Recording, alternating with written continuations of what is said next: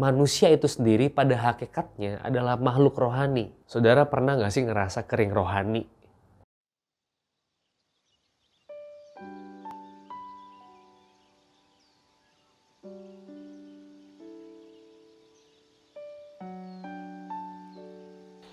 Selamat hari Minggu, selamat pagi Bapak Ibu Jemaat. Hari ini suara pastoral akan saya ambil dari Amos 8 ayat 9, 10, dan 11. Amos 8 ayat 9, 10, dan 11 demikian bunyinya. Pada hari itu akan terjadi, demikianlah firman Tuhan Allah, Aku akan membuat matahari terbenam di siang hari dan membuat bumi gelap pada hari cerah. Aku akan mengubah perayaan-perayaanmu menjadi perkabungan dan segala nyanyianmu menjadi ratapan. Aku akan mengenakan kain kabung pada setiap pinggang dan menjadikan gundul setiap kepala. Aku akan membuatnya sebagai perkabungan karena kematian anak tunggal, sehingga akhirnya menjadi seperti hari yang pahit pedih. Sesungguhnya waktunya akan datang, demikianlah firman Tuhan Allah. Aku akan mengirimkan kelaparan ke negeri ini. Bukan kelaparan akan makanan dan bukan kehausan akan air, melainkan akan mendengarkan firman Tuhan. Bapak Ibu sekalian, membaca Amos 8 ini saya teringat kalimat dari Teilhard de Chardin. Dia pernah mengatakan bahwa kita adalah makhluk rohani yang punya pengalaman jasmaniah. Kita bukan makhluk jasmaniah, seonggok daging, yang punya pengalaman rohani. Sebetulnya kalimat-kalimat atau frasa-frasa pengalaman rohani sebetulnya kurang manusiawi. Manusia itu sendiri pada hakikatnya adalah makhluk rohani, sehingga dia pada dasarnya spiritual. Dia bisa merasakan Allah, dia bisa nge-sense, dia bisa nangis, merasa Allah menyentuh dia, merasa Allah murka sama dia, dan seterusnya. Saudara-saudara, kita seringkali berpikir bahwa manusia itu hanya makhluk jasmania aja. Cuman masalah daging, masalah-masalah keduniawian, masalah-masalah rohani kita kesampingkan. Kita melawan natur di dalam dirinya sendiri. Nah saudara, melawan natur dalam diri sendiri itulah yang terjadi di Amos pasal 8 ini. Atau ya di kitab-kitab Amos, di pasal-pasal di kitab ini. Kalau saudara baca judulnya saja, ayat yang keempat sampai 10 itu judulnya peringatan terhadap orang yang mengisap sesamanya. Saudara, bangsa Israel hidup di dalam dosa. Mereka menginjak sesamanya. Mereka menindas orang miskin. Mereka tidak mempraktekkan keadilan dan kebenaran. Melawan naturnya sebetulnya itu. Nah tadi ayat 9 dan 10 Tuhan mengatakan, Oke, kalau kamu hidup kayak gitu, kamu melawan firman, aku akan menghukum kamu. Waktu bumi ini cerah, siang hari akan ada gerhana.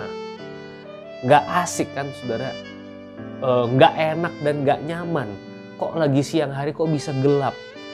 Jadi kehidupan orang Israel itu diliputi oleh kegelapan. Sebagai bentuk penghukuman Allah.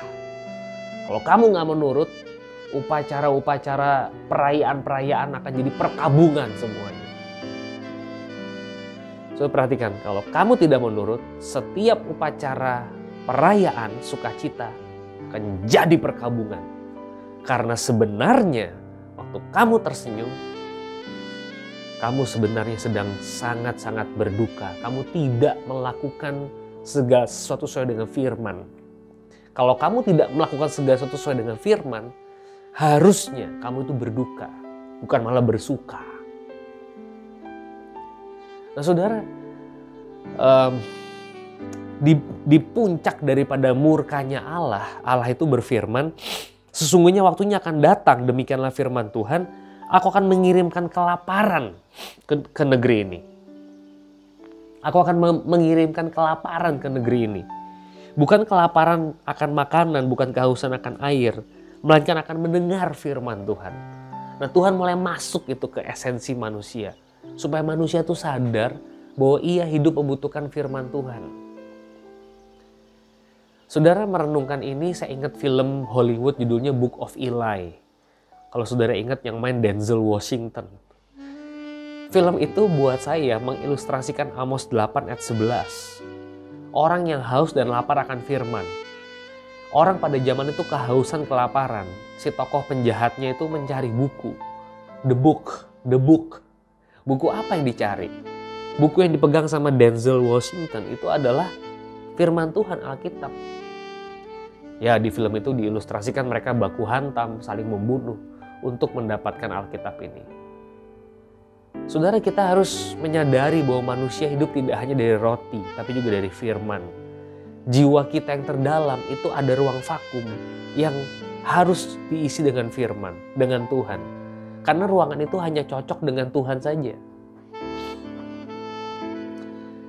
Saudara pernah gak sih ngerasa kering rohani?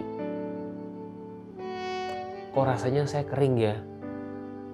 Saya kok gak kayak biasanya ya mendengar suara Tuhan? Kok rasanya saya kayak kering? Saudara perhatikan, kita selalu tahu kapan momen kita kering, kita nggak pernah tahu kapan momen kita basah atau kita hangat dengan Tuhan. Kita nggak pernah tahu. Tapi kalau ada sesuatu yang missing, kita bisa merasakannya. Saudara, kalau kita merasa kering rohani, sebetulnya ini kabar baik buat kita. Karena artinya kita pernah merasakan hangatnya cinta kasih Allah. Yang menjadi berbahaya adalah apabila kita tidak pernah merasakan kering seumur hidup kita. Hati-hati, jangan-jangan kita juga tidak pernah merasakan hangatnya cinta kasih Tuhan. Saudara, kenapa kok Tuhan sampai bilang aku ganti perayaanmu, aku ganti sama perkabungan? Kenapa sih mesti digituin? Karena mereka tidak menyadari esensi dari dosa itu. Mereka menindas orang miskin, gak apa-apa. Mereka gak baca firman Tuhan, gak apa-apa. Mereka tidak menyadari kekeliruan itu. Jadi definisi kekeliruan apa, Pak? Definisi kekeliruan tidak menyadari kekeliruan. Definisi kebenaran menyadari kekeliruan. Anak Tuhan yang benar bukan anak Tuhan yang hidup benar terus. Bukan. Anak Tuhan yang benar hidupnya, di dalam hidupnya terkandung. Saya minta maaf. Saya tadi berbuat salah. Tuhan ampuni saya. Itu. Kenapa pakai diganti segala sukacitanya? Karena dia gak pernah berduka. Dia gak tahu bahwa dia melakukan sebuah kesalahan yang sangat jelas. Saudara, kalau sedih ya nangis. Waktu Lazarus mati, Yesus nangis. Sekali lagi, saudara kalau sedih, menangislah. Kesedihan yang paling besar adalah ketika kita tidak bisa menangis. Kalau saudara sedih, saudara menangis. Saudara sehat secara spiritual. Selamat merenung. Tuhan Yesus memberkati.